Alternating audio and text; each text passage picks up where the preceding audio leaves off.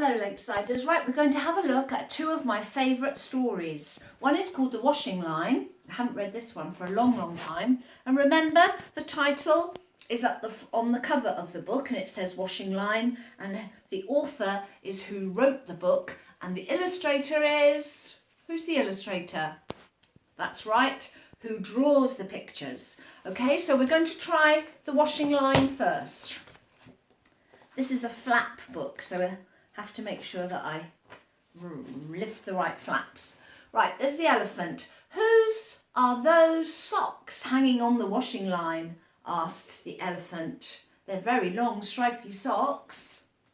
They're mine, said the flamingo, because the flamingo's got long, skinny legs and he has to have long socks. Whose is that jumper hanging on the washing line? Said the elephant and the flamingo. Oh, it's a big jumper. It's got long sleeves. It's mine, said the orangutan, because the orangutan has got big, long arms. Whose is that little dress hanging on the washing line? Said the elephant and the flamingo and the orangutan.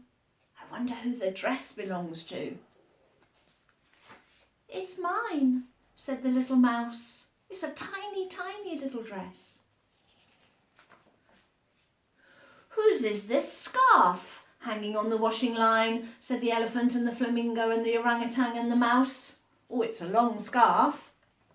It's mine, said the giraffe, because he has a long neck, so he has to have a long scarf to wrap around it. Whose are those big pants hanging on the washing line? Are you all laughing now because I've said big pants? Whose are these big pants hanging on the washing line? Said the flamingo, the orangutan, the mouse and the giraffe. They're mine, of course, said the elephant, because the elephant's got a big bottom. And look, there's a little hole for his tail. What are we going to do now? We're all wearing our dry clothes, said the flamingo, the orangutan, the mouse and the giraffe. Look at the elephant. I think he's got an idea. He's put his trunk in the water and he's going to... Psh! He's squirted everybody. Let's get them wet again.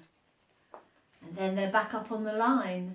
Can you remember the socks, the jumper, the dress, the scarf and the big pants? And that's the end. That's a nice story, isn't it? One of my favourites. Right, we're going to quickly try and do The Tiger Who Came to Tea. Right, here we go. Once upon a time, I've got to put my specs on because I can't see. Once upon a time, there was a little girl called Sophie and she was having tea with her mummy in the kitchen. And suddenly there was a ring at the door. Ding dong, ding dong. Sophie's mummy said, I wonder who that can be. It's not the milkman because he's already been. And it's not the boy from the greengrocer's shop because he doesn't come today. And it's not Daddy because Daddy's got his own keys. I better open the door and see who it is. Sophie opened the door and there was a big, huge, stripy tiger. And the tiger said, excuse me, I am very, very hungry. Do you think I could have tea with you? Sophie's mummy said, yes, of course, come in. So the tiger sat down in the kitchen at the table. Sophie's mummy said, would you like a sandwich? But the tiger didn't take just one sandwich. Oh no, he took all the sandwiches on the plate and he ate them in one big mouthful. Oh. And he still looked hungry. So Sophie's mummy passed him the plate of buns. But again, he didn't eat just one bun. He ate all the buns on the plate. And then he ate all the biscuits. And then he ate all the cake. And then there was nothing left to eat on the table. So Sophie's mummy said, would you like a drink? And the tiger drank all the milk from the milk jug and he drank all the tea from the teapot. I hope it wasn't too hot. You have to be careful with the teapot. And then he looked around the kitchen to see what else he could find. He ate all the supper that was cooking on the cooker for Daddy's supper, and then he ate all the food that was in the fridge. He then ate all the tins and the packets that were in the cupboard. And then he drank all the milk, and he drank all the orange juice, and he even drank all Daddy's beer. And then he drank all the water from the tap. Gosh, he was so hungry and so thirsty. And then he said, "Thank you. I'm going to go now, but thank you for my tea." And he waved and he went.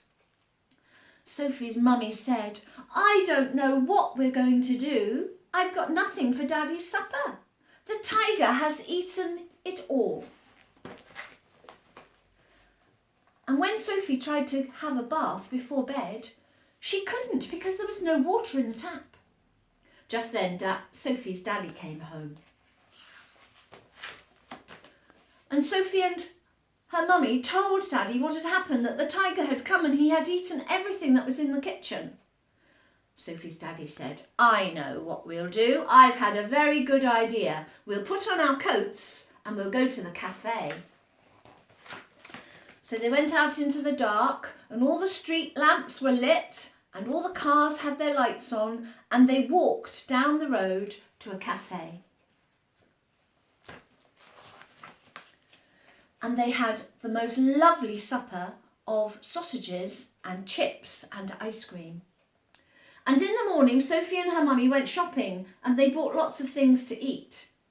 And then they bought a very, very, very big tin of tiger food, just in case the tiger ever came back. But he never did. The tiger never came back. But the tiger had visited Sophie and her mummy. Would you be frightened if a tiger came and knocked on your door and asked you if he could have some tea? Right, that's the end of the stories for the Lakesiders. Bye-bye, Lakesiders. See you soon.